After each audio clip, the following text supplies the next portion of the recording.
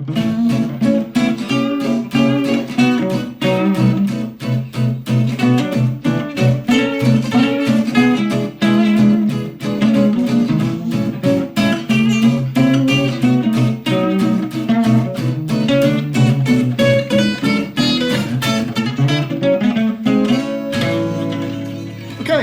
so today I'm talking to Nina Keturah Vance. Hi, how are you? I'm fine, Vic. Thank you. Thank you for asking me to do this podcast. No, it's good. It's been a long time, as they say. Very long time, yeah. You haven't changed. Hair's longer. Hair's got longer. Yeah, but you haven't changed either. So.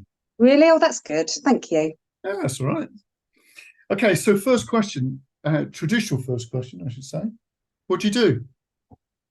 Currently, I have just recently moved to a little island off Weymouth called Portland, Oh, from Kent, and I run a mixed bag really of a clinic. It's aesthetics to holistic therapy.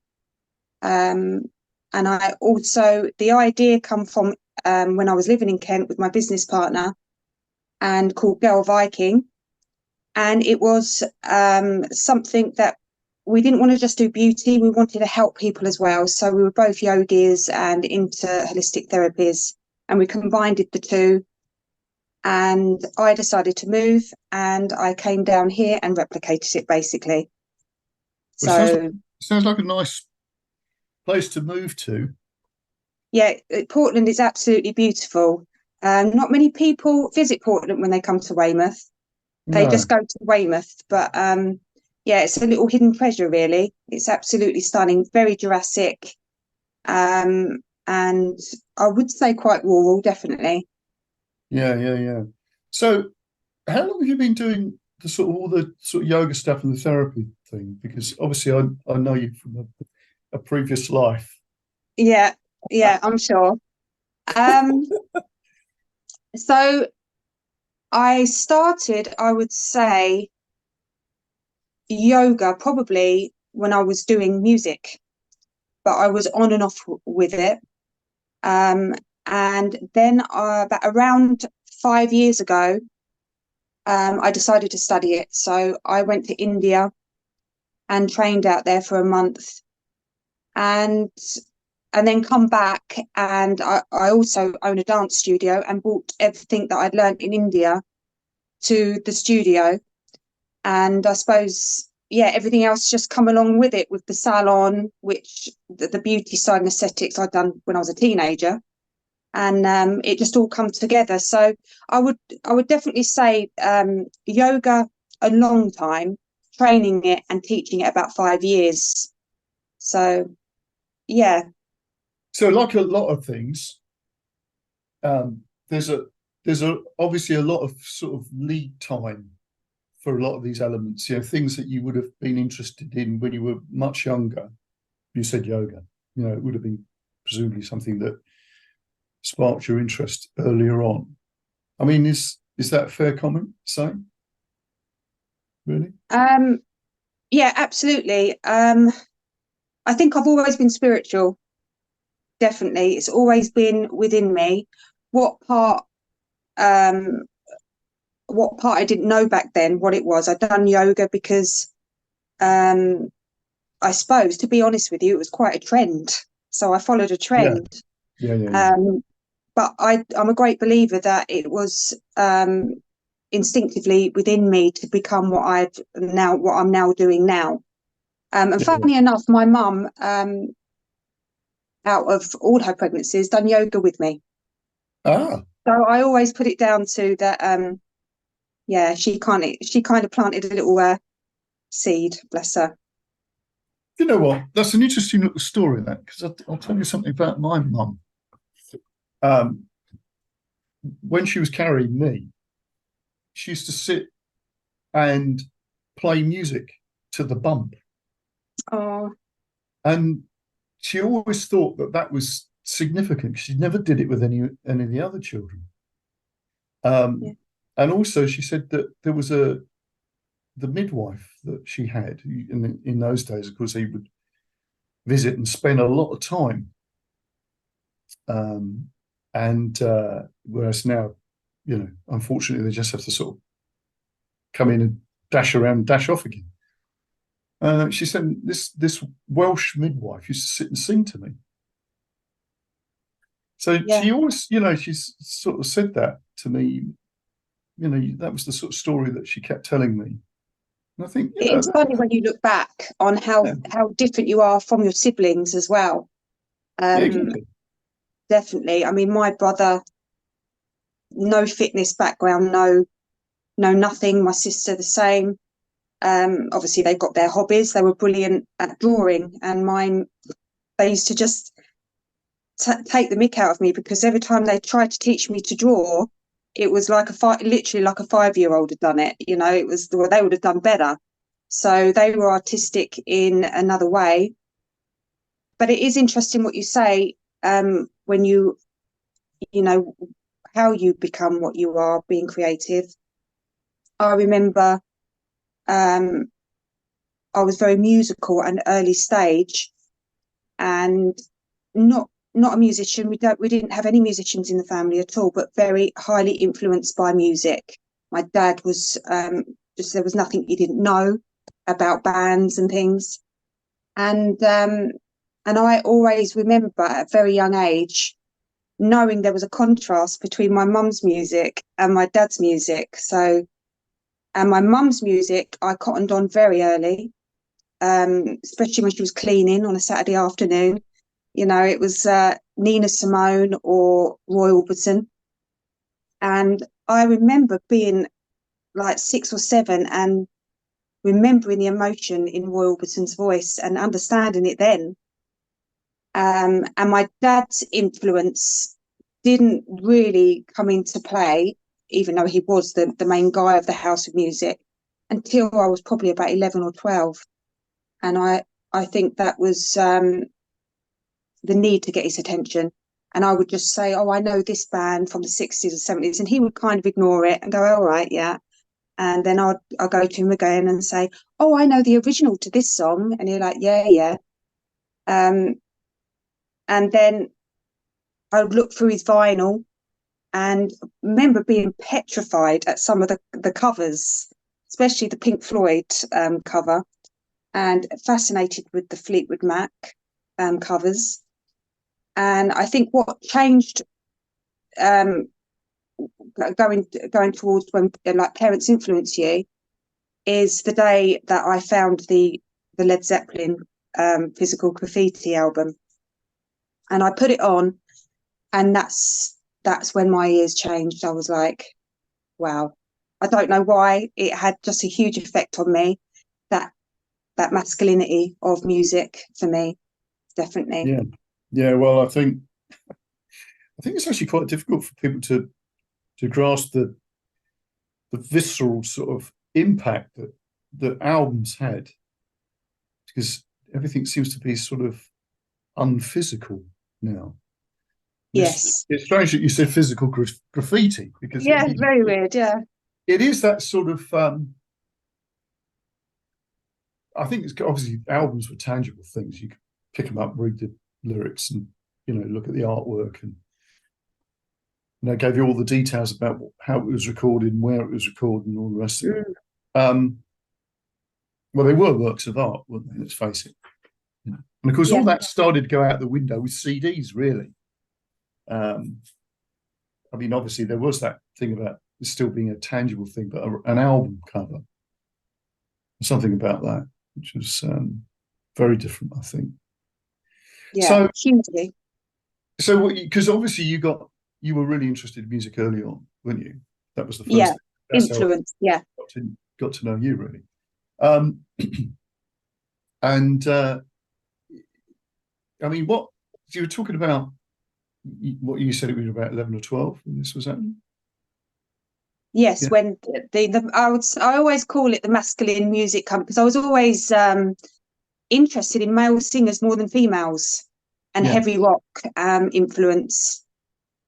So yeah, that's when it started for me, the switch of my mum's influence to my dad's. So what do you do? Just join a couple of bands? That was that the No, no, not at all. It took a long time. I always wished that somehow I could become a singer. Always used to wish it from a young age. Um, and always just so like involved with music. Looking back, I think I had a young age, probably around 14 or 15, high anxiety problems. And looking back now, I think I definitely did. And what got me through it and being independent would be wearing earphones. So, like putting your headphones in. Remember getting my first apprentice in Tunbridge, and I lived in West Malling, so it was about 10 miles. Getting the bus, that was such a huge thing for me to have to do. Walking into town, trying to be an independent person, going to shops without mum, and I remember the music I would just put my earphones on and just do these things to become independent, knowing I'm sweating, I'm really an anxious, that would make me very anxious. So when I'd done that, obviously I was becoming more and more influenced, and my ears were becoming, I suppose, better, because I was never trained in anything. So I started doing an apprenticeship in Tunbridge, and it was in hairdressing.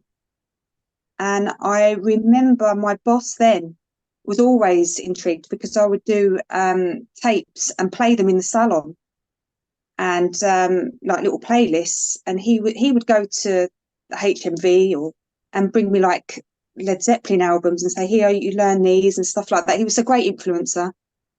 And then that's when I met Natasha. So she was this little pocket rocket, coming to the salon as a Saturday girl, and I didn't know she sung. And it was just love at first sight. I knew I had to be her best friend, there was just such a huge connection. And it took a good 2 years really, on and off friendship. And then one day we fused together as best friends. And I think I influenced her musically with taste. She come from a musical background. Her dad was in the Royal Philharmonic Orchestra, lead violinist, perfect pitch singing, brilliant singer. And so she said, "Right, what you need to do is learn the piano." And I was like, "I want to be a singer." And I was 18 now, never sung before. And she said, "Well, let's do singing lessons together. Let's do a band." And I'm like, "Okay." And I remember going home to my parents and saying, "I'm going to buy an upright piano." And they was like, "Well, and where are you going to put and Yeah, where are I was you going gonna to say. put this? Yeah. What is going on? You're a hairdresser." I'm like, "I'm going to be a singer." And my dad was a bit of a piss taker. It's like, "Nina, you're never going to be a singer." I said, "I am." And within 2 weeks, I found this £100 upright piano, um, totally out of tune. I was going to say. Oh, it was insane. It was an old pub piano. Yeah. Um, my brother-in-law, bless him, pushed it up the stairs into my little box room. Right. So strong, unbelievably strong. Done it. And then I booked private lessons for this classical pianist. I've forgotten her name. I think her name was Maria, to come out once a week and teach me the piano. She was phenomenal. She literally played on this old piano. She literally played some famous classical pieces like Moonlight Sonata, like fluently on this piano. And she taught me tiny little bits. It went right over my head, but I was a bit of a natural, kind of like putting things together. And that's how it started. And we went to singing lessons. I learned bella canto singing, so it's an opera technique. Wasn't very good, but it made my voice very, very strong. And I realised that I was different to Tasha. She had a very high range and a better pitch, and I knew I was limited. I knew I was good songwriter, but I always say I had a strange tone, very strong and deep and yeah, masculine. And then we just started writing, and it took us, I would say, 5 years to become good. Um, we started recording a lot with my ex-partner Paul. He was a brilliant guitar player, and then we parted ways, and then we were kind of scouted to get into a Pink Floyd tribute act.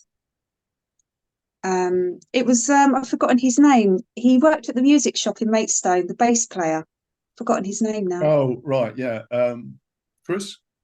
Yes, he said to a guy what was doing this Pink Floyd tribute act, "Do you know any singers what could pull off the great gig?" And he said, "Yes, I do. I know two singers what could do it." And of course, I was brought up with that album. Tasha wasn't, so it was like, right, I can do this. We went for the audition, and they literally, couldn't believe it that it was coming out of two vocalists. When we sung together, it was meant to be. It was sometimes sounded like it was like five women singing at once, because I could do a very low mid tone, sometimes go high, and she was this phenomenal mid to high and really high. So it was like we had like three ranges each. And we got it, and we started doing loads of gigs, local gigs.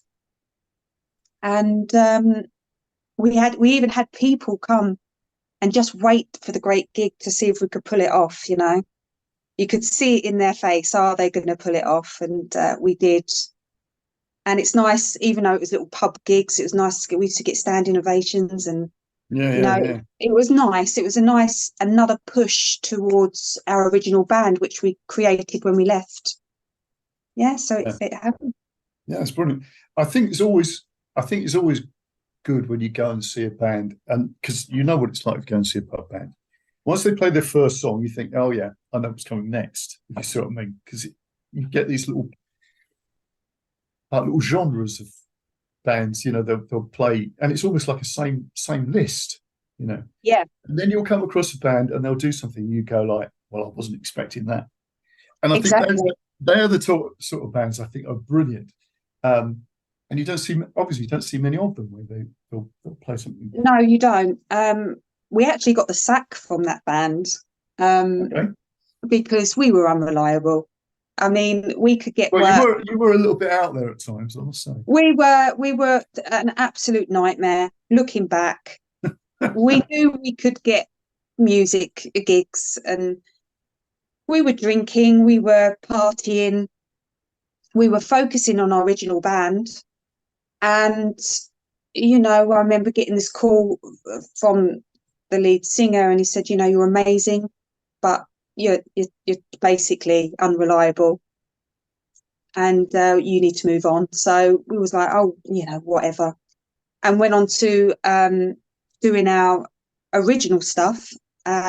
We we got into, basically, we both met a guy called Jared, who was amazing, crate digger. He would go and find vinyl, jazz, blues, soul, all the original funk music, um, all the background people that you wouldn't think existed. People like I was fascinated with the singers in James Brown's backing vocalists, Yeah. Barbara Whitney, Lynn Collins, and he showed us all them women, Marlena Shaw, and I was like, wow, this is taking me on another journey now, both of us. And that's when we created our funk band, um, the Carpet Lounge Lizards. And then that's when we met you as well. Yeah. Amazing. I mean, interesting because I was, used to listen to a lot of reggae stuff, and the Wailers were like that. It's like Oh, the Wailers, so working good. out what other things they've done, and of course that takes you on another journey. The Wailers were such a huge inspiration to me. Bob Marley is still one of my favourite artists. Just the rhythm of it. We started to study backgrounds, and we done me and Tasha started to listen to a bit of T-Rex, and we Oh, couldn't right. believe how much we sounded like the backing singers. I mean, when someone said to you, "Oh, you sound like them," you normally would say, "Oh no," but it was pointed out to us, and we listened, and I was like, "Oh wow." I mean, that actually does sound like us, you know. So we started, you know, studying the backing singers. But I think my favorite backing um was, I remember my brother running home one night to my dad and says, "You've got to turn this on. It's on Channel 4." And it was Rykuda, and Ah, it was called The Late Set, or The Late Shift. And my dad quickly put the VHS video in, recorded it, and I've forgotten the name now. The something. Oh, they were brilliant gospel. yeah. Four or five I know times. exactly I know what you mean. Yeah, yeah, I've forgotten their name. Sorry, I know they're one of my favourites. Something beginning with the M, I think. They were involved with Crossroads and all of that brand. And I was just overwhelmed. I was like, and I still listen to that concert, on clips of it on YouTube, and just was like, wow, that yeah, they yeah, were yeah, brilliant. yeah, yeah, yeah. I And so know, was Wakuda, absolutely brilliant. I know. I know. Yeah, yeah, yeah, yeah. Brilliant man, brilliant player. And what I liked about, he's always incredibly understated. Yep, it's the same as Lindsey Buckingham. Yes, yes. Hugely underrated, hugely.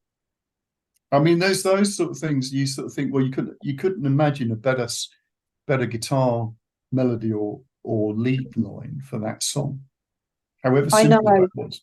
You can't imagine it being better than what he played. That was the Yeah, I thing, wasn't mean, it? even in that concert, even when he made a mistake, and my dad would always point it out, and we would wait for it as kids, you know, be sitting there going, "Oh, here comes the mistake, Daddy does," you know. Um, it sounded great. It was like, who cares, you know? He was uh, he was brilliant. Such an amazing talent. Yeah, yeah, yeah, And yeah, so were the guys out of you know, it's a Sunday ritual for us kids to watch that, and the band, The Last yeah, Walk. yeah, yeah, That was a huge influence on my life, and Joni Mitchell, and yeah. seeing them up there, and some of them songs on there are just, yeah, another huge influence on and impact on my music. So what happens? Because obviously you don't stick around doing music. So what's your journey? Sorry, what's my journey? Yeah. So I mean, because you've moved on to something very different now. Yes, that's right. Yeah. So what So happened? I stopped. I remember doing it with Tasha. I sat on the bed one day and I said, "I'm done with this." And she said, "I am."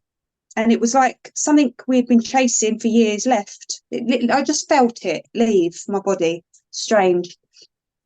Um, and I went to London. So I moved to London. Tasha had a partner at the time, and I got into I don't know what I was doing in the first place moving there. I was working up in Soho. I was working in a gay bar with gay friends. I was living with a transvestite. I was, oh, you know, just brilliant times. And a lady who I was very close with, and I was dating one of her friends, Simon, another amazing musician, said, you shouldn't be working here. You should be going to Ronnie Scott's. And I was like, I will never get a job in Ronnie Scott's. And she said, just go in there. So she knew the manager. I remember this guy, Jeff, had wore a bow tie, creeped me out a little bit. And I remember walking through the doors, and I thought, I have never waitressed. I have never worked behind a bar. I've got to blag it to get in here to work, because you're not working when you're working. I knew this is not a job. This is going to be something that's going to teach me, or it's going to be so many stories to tell in the future. Mm. So I remember having the interview, and he said he knew I've never done it and waitressing. I said, yes, I've done waitressing. I've done this, I've done that. And he says, what are you going to do if you're go to a table and it's Elton John sitting there? I said, nothing. And he was like, okay, you've got the job.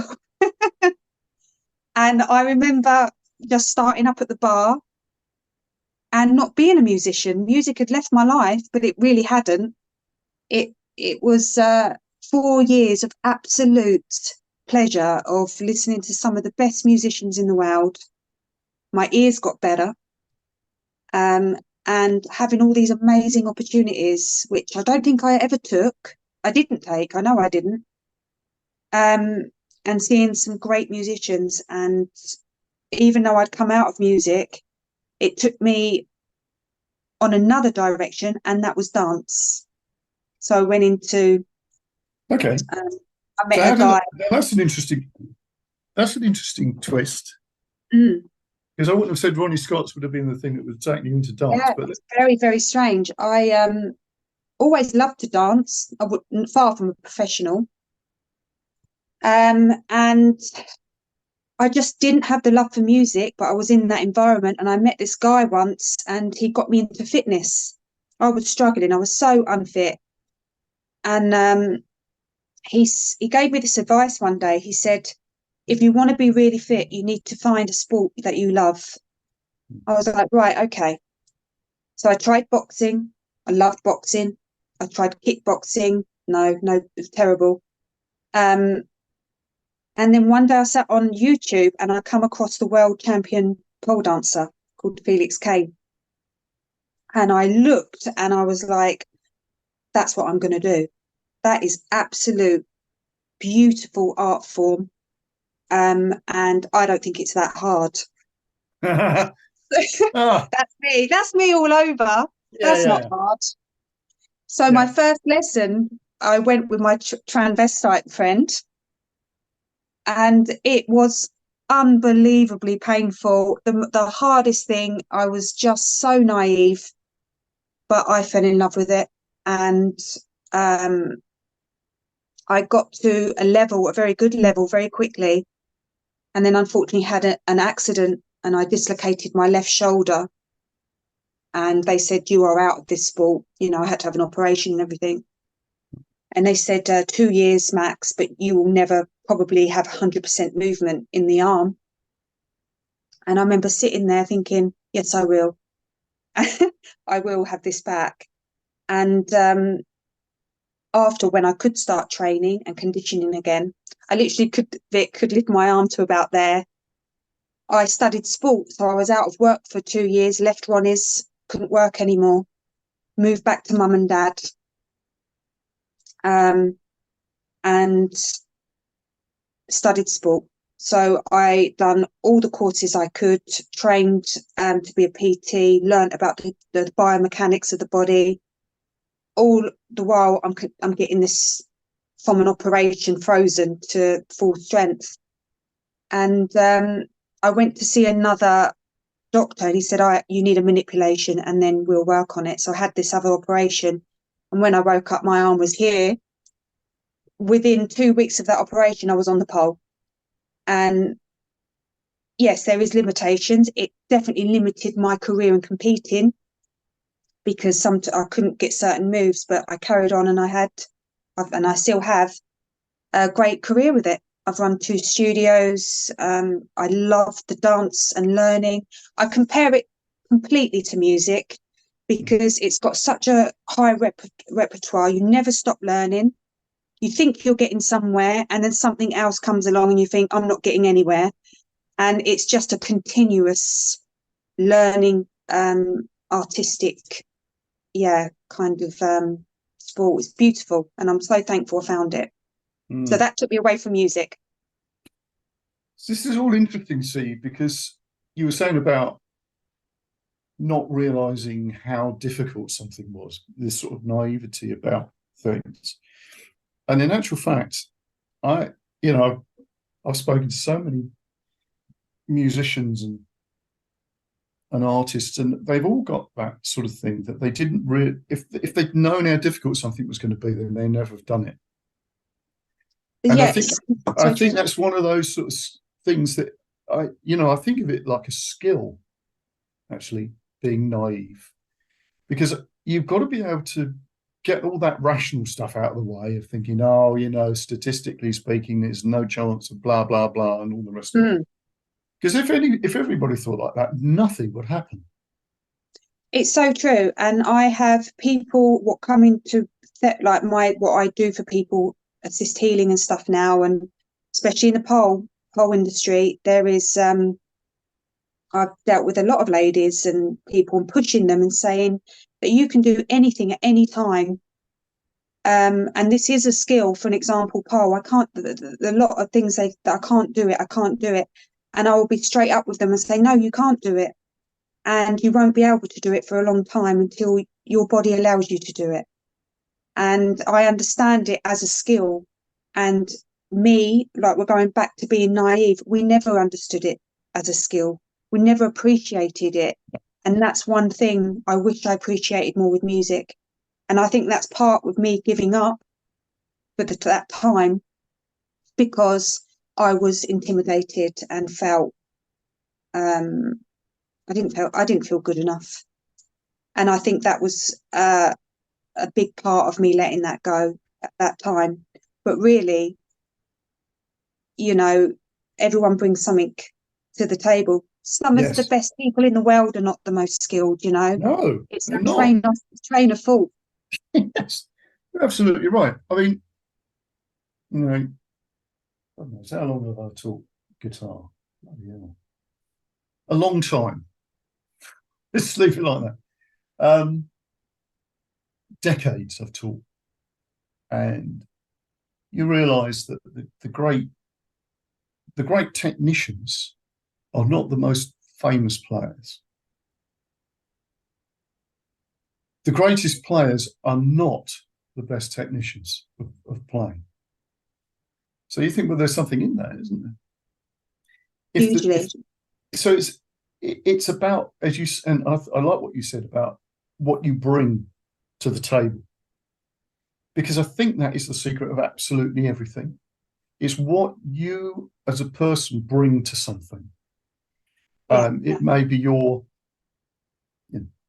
tone of voice, it may be your ideas, it may be just the way that you feel, like musically, a rhythm to something. Or in a business sense, it's the thing that you can see that nobody else can see.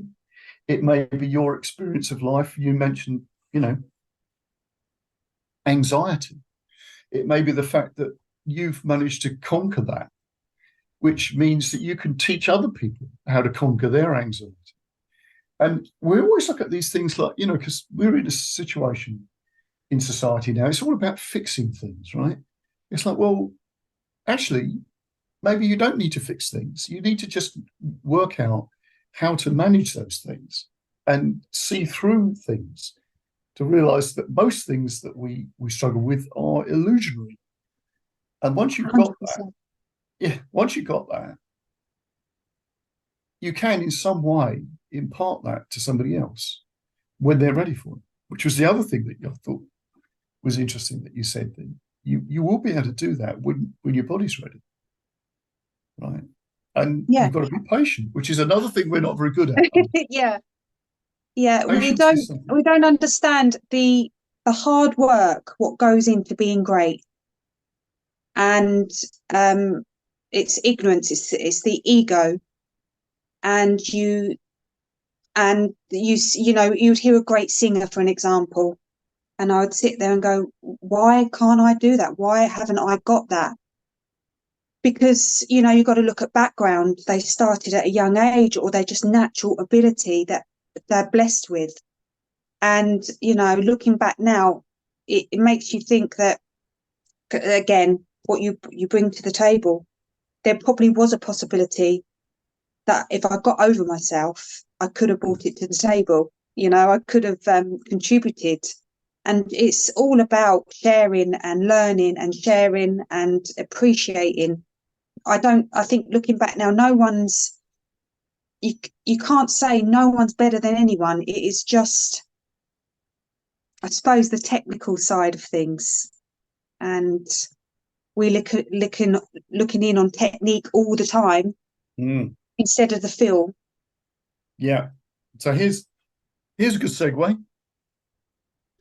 Yoga, right? Now here's I would say that in the opinions of people of what they think yoga is, I think is encapsulated by what you said about technique, people doing postures and everything. Where in actual fact, the secret of all that stuff is probably something totally different. It's what's inside a pose, right? It's your state of mind and all the rest of it. But people don't see that. They see it as whatever pose you're doing, warrior pose. Exactly. Mm. But in actual fact, you can get the benefits of most things with the same pose, probably. And this is true of Tai Chi, I'm pretty sure. Yeah, But when I went into doing yoga, I clearly had a lot of body strength because of what I'd done. I went to India and I was the weakest one. There was about 15 girls. The gurus would come in very stern. You would never be able to touch them, or cuddle them or anything like that. It's just they were so stern. And I remember them individually asking you, "Why are you here?" And I said, "I want to learn Ashtanga." And one of them smiled at me. And I never forget him smiling at me. I said, "I want to learn Ashtanga. I want to be able to do them moves." And then we had that night a ceremony. And I turned up and there was everyone playing instruments and these little drums. And I felt so uncomfortable. I sat down and they're chanting Hare Krishna. And I'm like, no, this is not for me. What is this? This is a cult. Straight away, my brain is like, yeah, firing up. And the next day, I thought I'd made a huge mistake. And the guru took me to one side and he said, Hare Krishna's not a cult, Nina. Hare Krishna's a yoga god.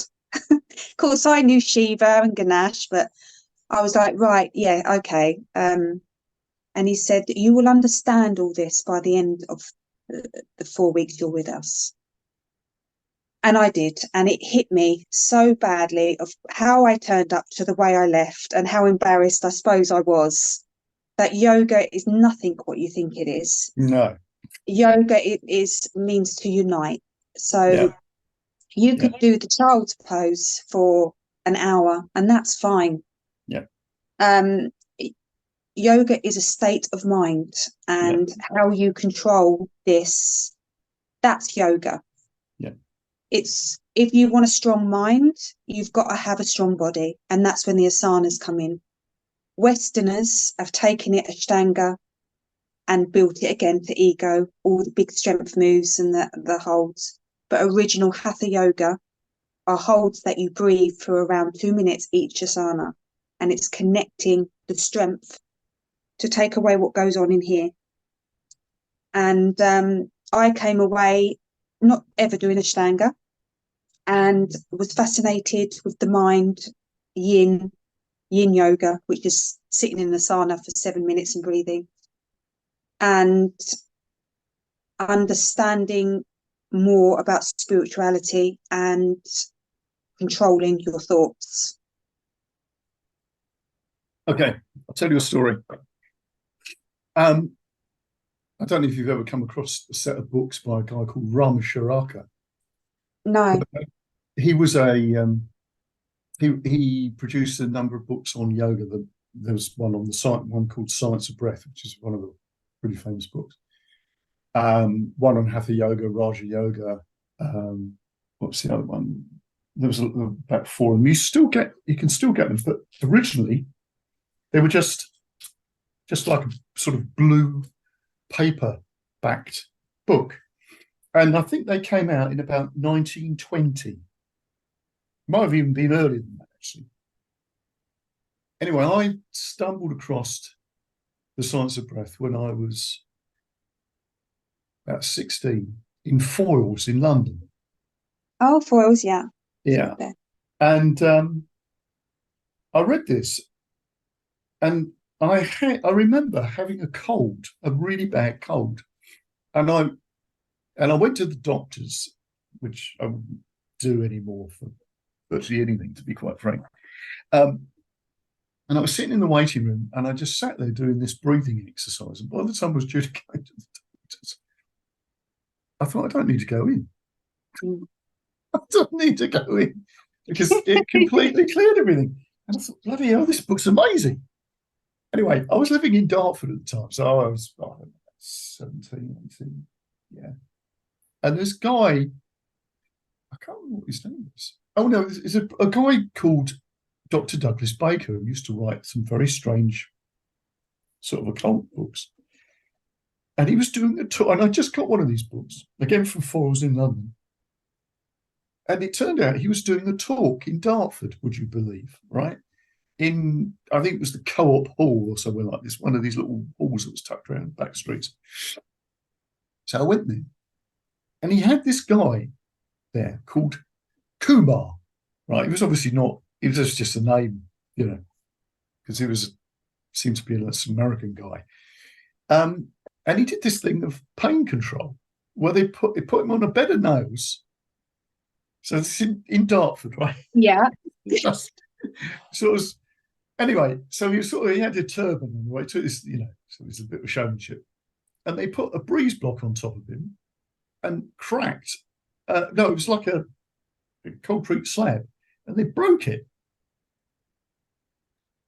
Anyway, I watched this guy, and he went into a trance when they did this. And this guy had been on TV, apparently, in America and all the rest of it, walking on steps of knives. Wow.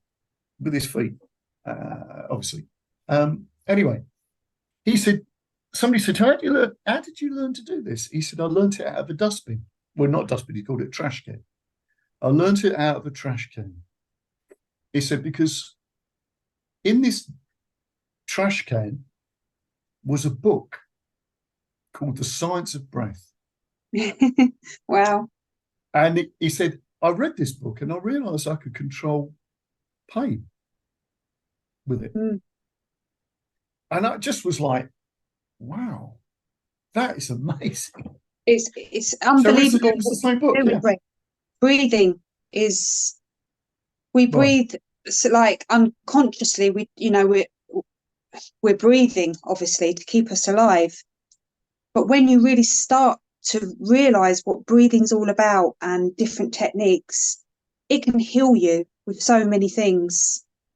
I've recently got into the past 2 years or 3 years. I struggled to get over the loss of my dad. So I started to study other spiritual sides and breathing techniques and things like that. And that's when it got me into the shamanic kind of journey, and the way they breathe, their techniques. And yeah, it's just so healing. It's getting oxygen to the brain, but there's other aspects to it as well. Yeah, exactly. And this is it. I mean, because obviously their thing is prana, isn't it? And and different cultures have different names for basically the same thing. And you think, that's interesting, because all these cultures, they never met one another, but they all got the same basic principle, just a different name. Yeah, exactly. And it's the same with the gods. We've all got the different gods. The different cultures have named this what they feel the universe is. I do believe these beings would have existed, like Shiva, or there's metaphors behind them all, Jesus, or God, but they are just one. And that's what I've worked out, definitely. And it's definitely within us to activate that. Yeah, because if you took, even it doesn't matter which culture you look at, the belief in gods and the names that they give them operate on many different levels. Just on just thinking as a series of metaphors that reflect characters and things, not just within us, but within other things as well. That's exactly it. Yeah. And also other little twists and turns about the gods who represent certain things. And I always think the gods who represent knowledge and passing on things like that, they're all bloody tricksters. Doesn't matter what culture you look at, you'll have some trickster god who's the one who passes on knowledge or whatever, or he is the one who communicates between the gods and man. So sometimes they lie to you, and you go, They're great sense of humour. It's fantastic. You sort of go, well, we've always known the fact that technology is our undoing as well as our benefit, right? And they're already saying that very early on. This is technology that we can use where we create a symbol that represents something, for instance. So in other words, writing, But of course, that gives you the ability to do this, but the downside is this other thing, so we're going to catch you out. Yeah. And I think, well, we've always known all of these things that we're still wrestling with, and we constantly forget, but we've always known it. I know. I think that's the amazing thing.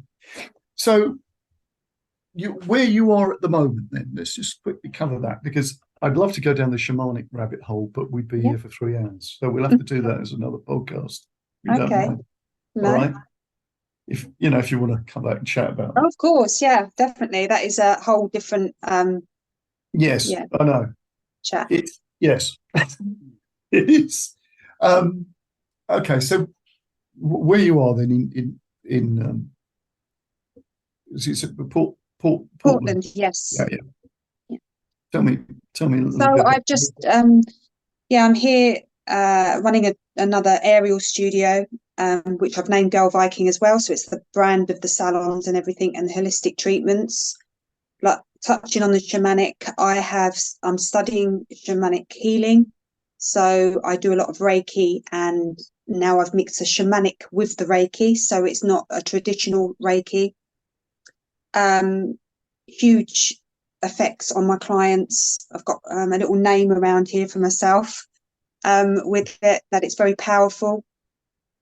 I also have got into Cambo, which is the massive healing qualities, as well as a detoxifier for the body, and that's the frog. Yeah, I was going to say you have to kiss a lot of frogs to find a prince. Yeah. Well, in my case, yeah. So I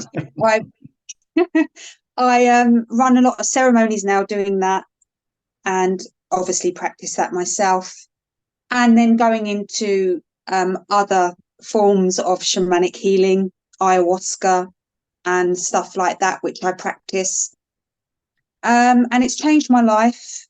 Another but very powerful, in a powerful way, of not worrying, understanding death, and helping other people heal, because there's a lot of people with so much trauma. And I've come from a yogi side to now the shamanic side. Yogis, you have to be patient.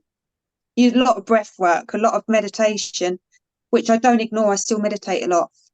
With the shamans, they tend to just get you there a little bit quicker, and they just like basically kick your butt, and the trauma's released a lot quicker. But so that's where I'm at the moment, and and funny enough, music's come back into my life again. So I've started to write a few songs with a guy down here, hopefully to get them recorded. Tasha will be obviously contributing a lot, and she's a busy mum at the moment, but she will be involved a lot. And just doing the shamanic side, hopefully running retreats with that, and doing a lot of healing myself, always healing every day. Yeah, that's good. That's what it's about, and helping others, trying to help others see that to stop the hijackers in the mind. That's what it's all about. Yeah, Yeah. yeah, absolutely. Brilliant. Well, that's wonderful. That was a nice chat. Thank you, Vic. Yeah, it's good. We'll go down the shamanic rabbit hole at some point. All right? Absolutely. Yeah, I'll be happy Is to that come with you? back. Thank you. Yeah, that's great. That's lovely. Well, thanks a lot then. Thank you very much. And yeah, don't disappear. I Good chat. won't. All right. Okay. Okay. All right. See you soon. Bye.